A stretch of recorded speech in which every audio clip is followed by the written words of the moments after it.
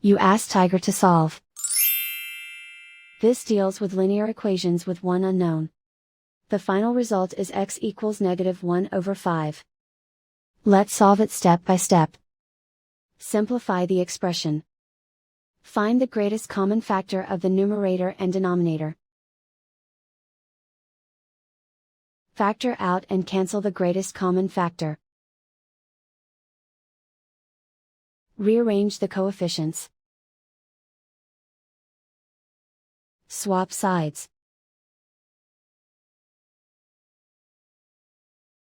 Isolate the x. Multiply both sides by inverse fraction 2/5.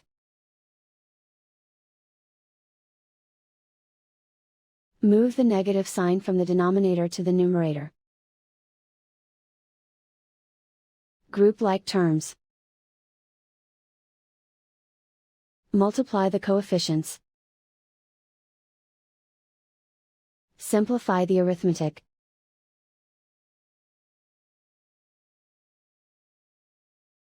Move the negative sign from the denominator to the numerator. Multiply the fractions. Simplify the arithmetic. And so the final result is x equals -1/5.